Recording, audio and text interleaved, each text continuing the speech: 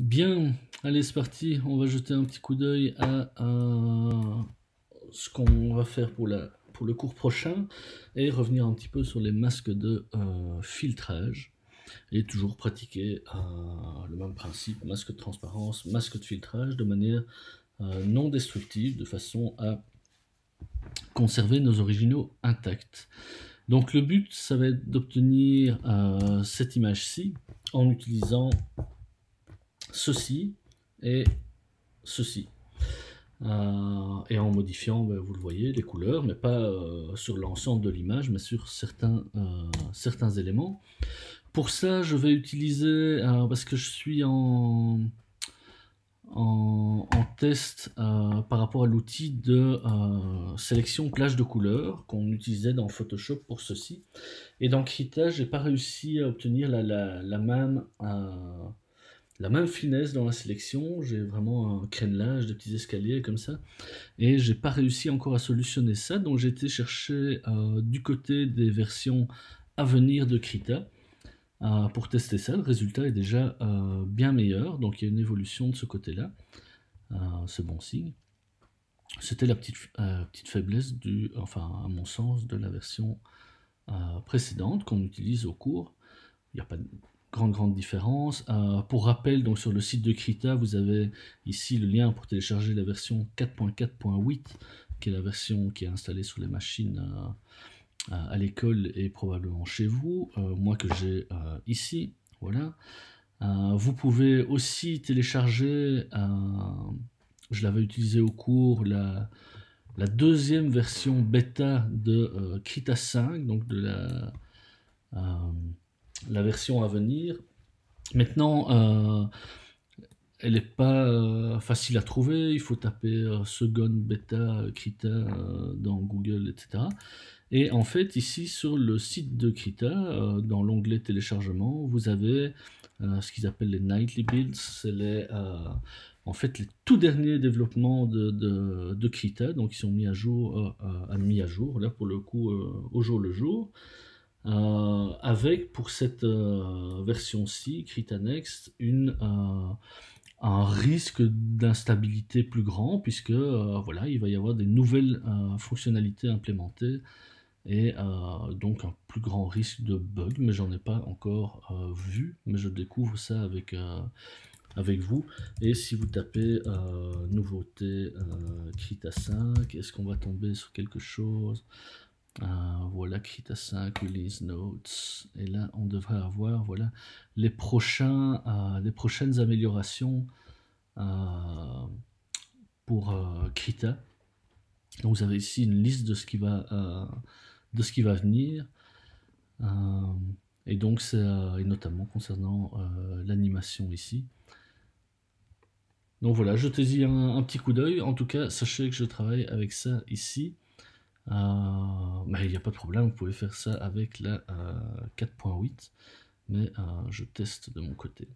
Donc ici, je vais commencer par ouvrir cette image-ci, et je vais l'ouvrir avec cette version que je découvre avec vous, donc il est à 5.1.0 pré-alpha. Donc on est tout proche de la sortie de la 5, la version Krita 5. Donc j'ouvre cette image-ci, vous voyez que l'interface est sensiblement identique, hein. C'est du côté performance aussi qu'on va avoir des différences.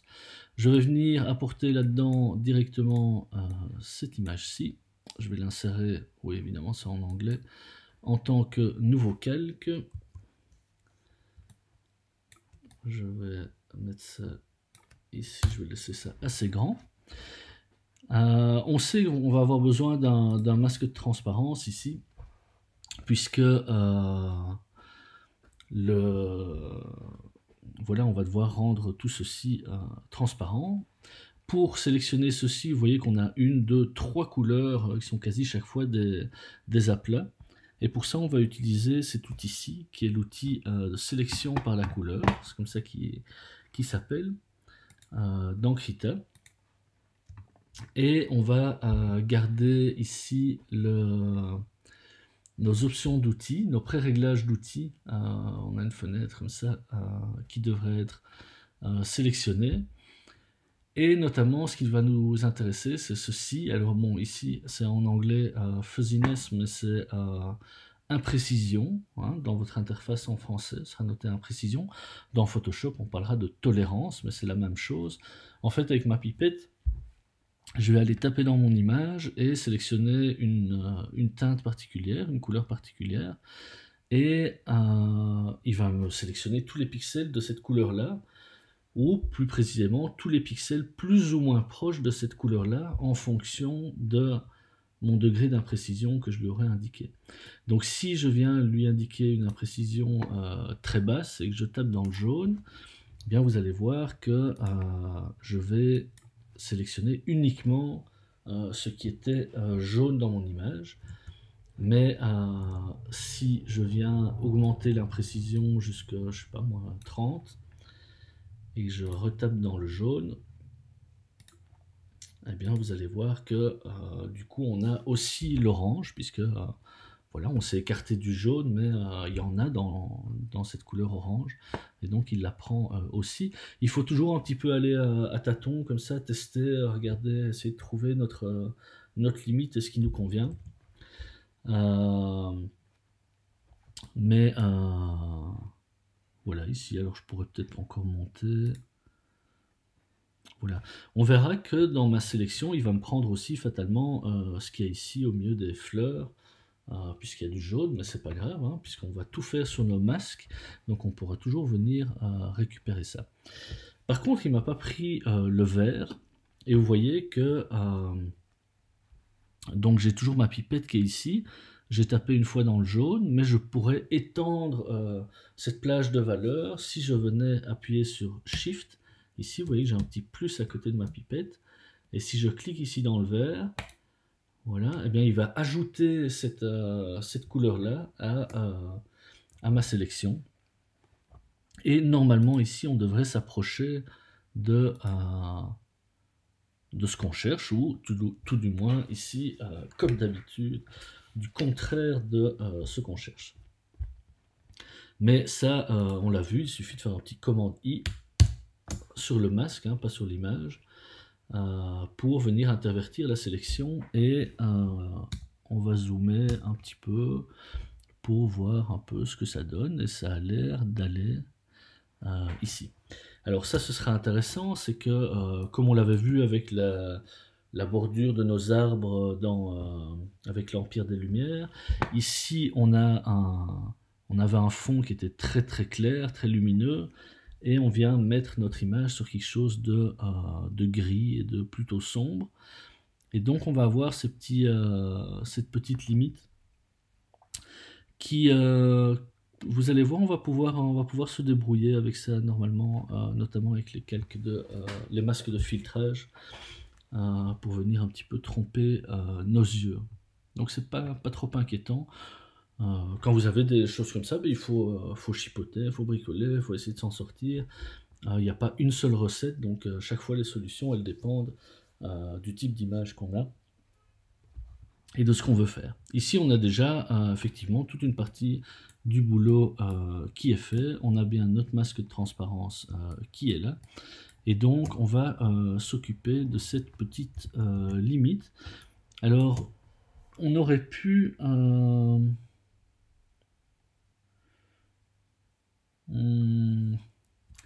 on va le laisser comme ça. On va pas fignoler ici, mais ce qu'on aurait pu faire, c'est au moment où on avait notre sélection, venir dans la sélection ici, venir étendre ou réduire notre sélection, ne fût-ce que d'un seul pixel, pour venir un petit peu plus proche de notre bord.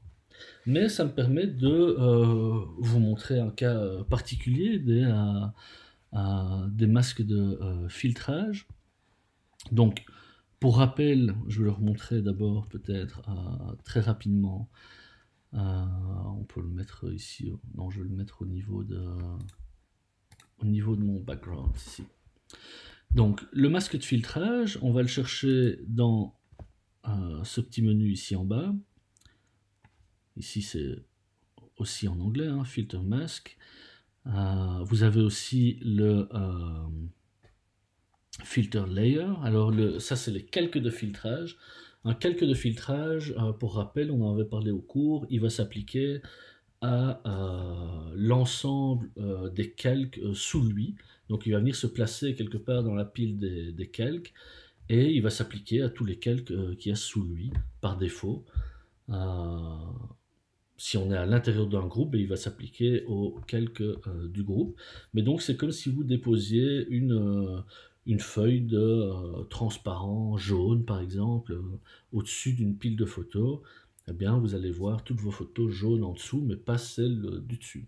Okay, notre masque de filtrage, lui, quand on va l'ajouter, il va venir s'appliquer uniquement à notre calque. Hein. Donc il est associé à un calque, au même titre qu'un masque de transparence est associé à un calque. Et on va pouvoir alors venir modifier des valeurs comme ceci, mais toujours sans toucher au pixel de notre calque. Hein. Donc c'est ça tout l'intérêt. Et là où un masque de transparence nous permettait, avec notre niveau de gris, de gérer on va dire la visibilité de nos pixels, hein, s'ils étaient plus ou moins visibles, eh bien notre masque de filtrage, lui, il va nous permettre d'appliquer plus ou moins notre filtre. Hein. Donc là, vous voyez qu'il est tout blanc, ça veut dire que mon filtre est appliqué à 100% partout. Si je venais avec une brosse ici peindre, on va prendre une brosse un petit peu plus épaisse que ça, voilà. Si je venais peindre évidemment, alors ça c'est la mauvaise idée, c'est ce qu'il faut éviter, c'est que là je peins en noir sur mon calque. Il est évident, vous l'avez bien compris, qu'on va faire ça sur le masque. Hein, voilà, une fois que je fais ça, ben vous voyez que là où j'ai peint en noir, mon réglage ne s'applique pas. Et là où c'est blanc, eh ben, il s'applique à 100%, avec évidemment, comme on l'avait pour les masques de transparence, la possibilité, si je venais faire un dégradé ici de l'avant-plan à l'arrière-plan, de créer un dégradé du noir au blanc. Hein. Voici à quoi ressemble le masque. Ça va? Et donc ça c'est le principe des masques de filtrage. Et après, ben, on peut revenir dessus et travailler dessus comme on fait. Et on pourrait même venir copier le masque d'un masque de transparence et venir le coller sur un masque de filtrage, etc. Il y a plein de choses à faire. On est toujours avec un travail en niveau de gris. Ça, c'est pour le principe. Je vais... C'est dommage que je sois en anglais ici dans l'interface, mais ben voilà, ça fait partie du truc. Ça nous aide à nous situer correctement. Donc j'espère que ça ne va pas amener de la complexité, trop de complexité. Mais normalement ça devrait aller. Et donc ici, ce que je vais faire, c'est que je vais venir, l'idée c'est que je vienne retravailler un petit peu cette limite en venant alors je le sais parce que je l'avais essayé il y a un petit temps et le résultat était pas trop mal, c'était assez positif, en venant désaturer cette limite. Et en fait quand on la désature, elle disparaît quasiment. Et donc ce que je vais faire, c'est que je vais venir sur ce calque, ajouter un masque de filtrage. Je vais utiliser désaturation ici. Alors je peux aussi, en fonction du mode de désaturation que je choisis, décider de celui qui est le plus proche du résultat que je cherche. En l'occurrence ici je vois que ça ne correspond pas à ce que je veux puisqu'on a quelque chose qui est vraiment tout à fait clair. Par contre si je suis ici, celui-là j'ai un peu trop de crénelage d'escalier comme ça. Et si je suis ici, c'est quasi bon. Hein. Alors j'aurai des petits soucis ici.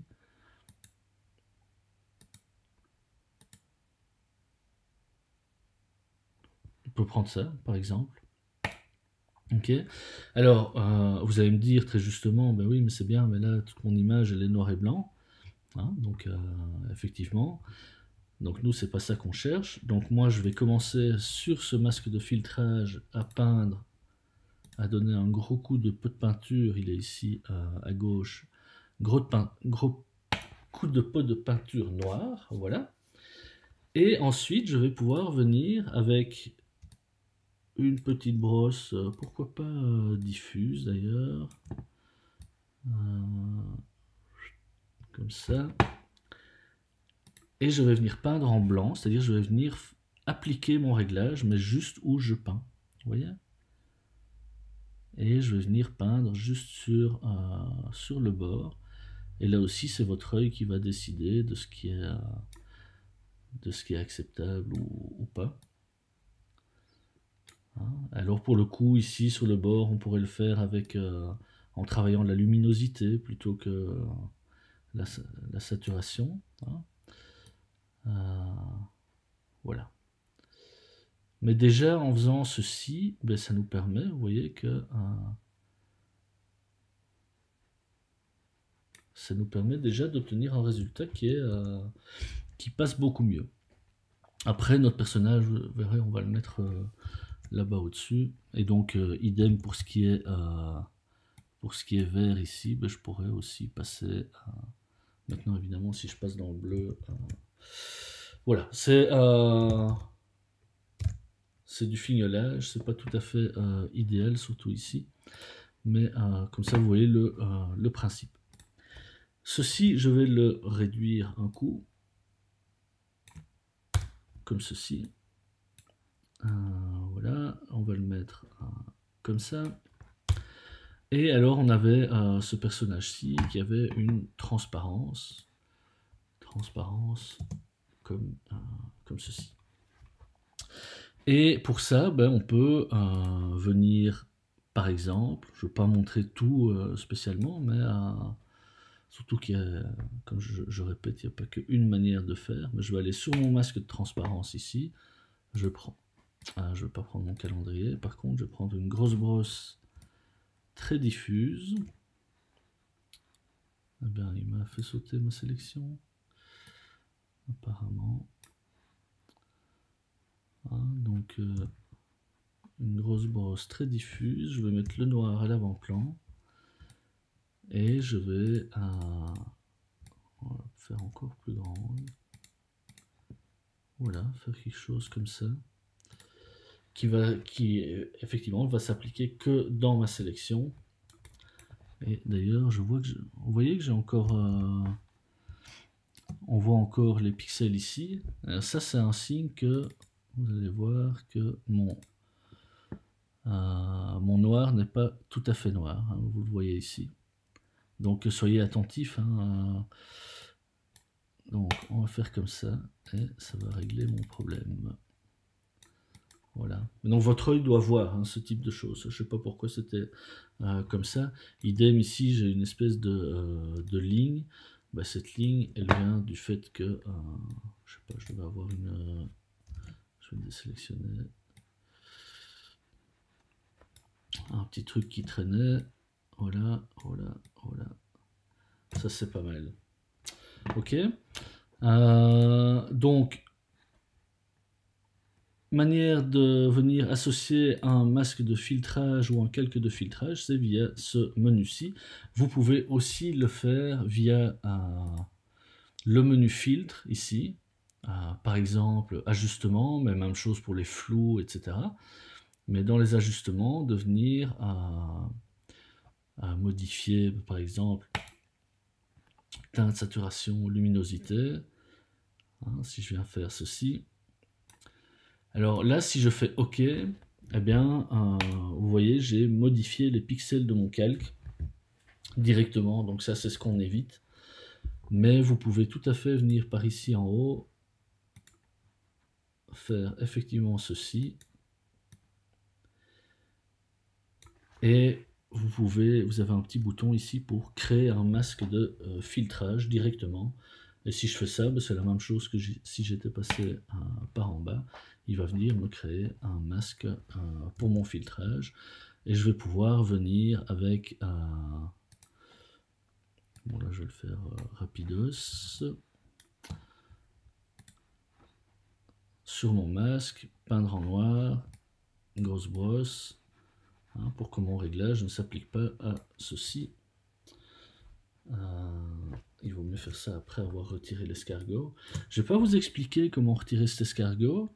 Il n'y a même pas de nouveaux outils. On pourrait, hein, on en parlera au prochain cours, mais il n'y a même pas de nouveaux outils à connaître pour ça. Vous devriez pouvoir vous débrouiller avec ce qu'on a ici devant les yeux. Et n'oubliez pas qu'il n'y a pas d'outils copier-coller dans Krita, mais il y a des outils de sélection et il y a des commandes copier-coller, commande C, commande V, ou CTRL V, CTRL C, CTRL C, CTRL V, pardon. Et donc avec ça, on peut déjà faire beaucoup de choses avec nos brosses et les outils que je viens de citer. Et donc sur mon masque, je devrais aussi revenir ici pour éviter que cette femme soit toute mauve. Voilà.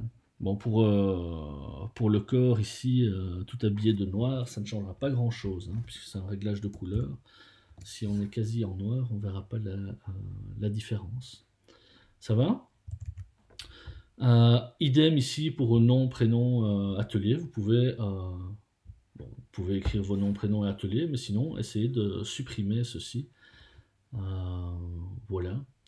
Et de faire ça avec soin. Et alors, vous verrez aussi que dans l'image finale, qui est ici, on a une espèce d'ombre ici, comme s'ils étaient en lévitation. Donc,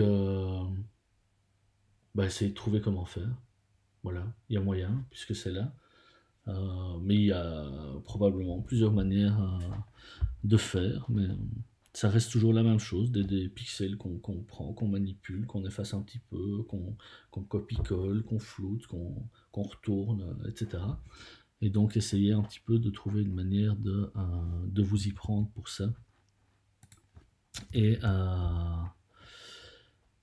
voilà, et idem pour la tunique ici qui doit changer de couleur, mais sans changer la couleur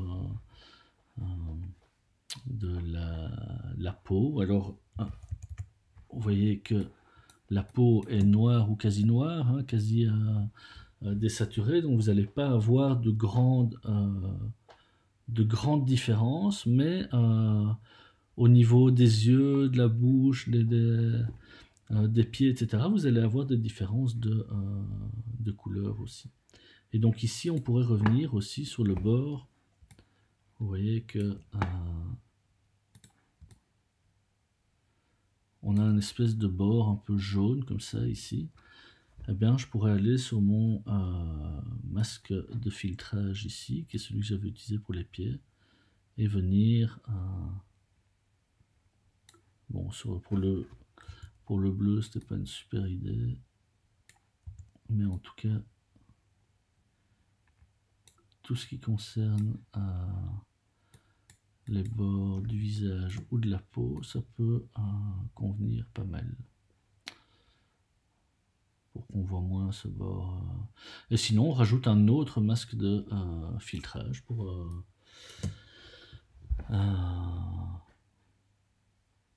désaturer ou modifier une couleur. Donc à vous d'un petit peu voir ça. Voilà, je voulais vous parler de l'histogramme aussi. Mais alors je vous montre où il est. Filtre, ajustement, il va être dans les niveaux ici. Hein, donc c'est ceci. Soit vous êtes sur un niveau, soit vous êtes sur la couleur, hein, donc en mode RGBA, donc on va avoir le rouge, le vert et le bleu. Et en fait, et ici c'est la moyenne hein, des trois, c'est la répartition des pixels clairs ou foncés dans mon image. Hein. C'est ici qu'on va pouvoir voir si on a une image sous-exposée, surexposée ou bien équilibrée. Elle va nous montrer si on a des pixels noirs, hein, ce qui est le cas ici, puisque j'ai une petite montagne là, et des pixels blancs dans notre image, ce qui est le cas aussi. Et si je viens tirer ça vers la droite, je vais foncer mes pixels foncés, et si je tire ça vers la gauche, je vais éclaircir mes pixels clairs. Hein. En gros, je vais augmenter le contraste de mon image. Mais on verra ça peut-être plus en détail au cours. Surtout pour cette image-ci, ça n'a pas vraiment d'intérêt. C'est plus quelque chose qu'on va utiliser, notamment quand on faisait notre sélection avec le nuage, pour venir augmenter le contraste et chercher des noirs là où on en a besoin. Venez vérifier aussi sur vos masques, hein, si j'isole ce masque-ci, hein, donc isoler le calque actif ou quelque chose comme ça. Je vais voir directement où j'ai un souci potentiel de manière plus claire, hein. Donc ici, je sais que ça doit être blanc, donc je peins en blanc. Ici aussi, je dois pas avoir un trou comme ça au milieu de... Donc je vais peindre en blanc aussi. Ok, ça vous permet de voir si vous avez des erreurs ou des gros problèmes dans votre masque. Le bord ici, peu importe. Quoique, hein, on pourrait le... Je vais reprendre une brosse comme ceci. Comme ça, on est sûr que... Voilà. C'est jamais très pratique avec une souris. Mais... voilà. Ça va? Essayez de vous débrouiller un petit peu avec ceci. Chipotez un petit peu. Faites ce que vous pouvez. On en reparle au cours des difficultés éventuelles. Et pour vous faire la main, vous pouvez aussi faire le petit exercice rapide avec la tête de poisson qu'il y avait sur la page du dernier cours. Mais essayez de faire ceci, n'oubliez pas l'escargot et ceci pour essayer de l'enlever. Mais ça, on verra aussi d'autres outils pour faire ça au prochain cours. Voilà, c'est pas parfait hein, comme vidéo, je crois que j'ai oublié la moitié de ce que je voulais vous dire, mais voilà, ça vous aidera quand même, j'espère. Bon travail.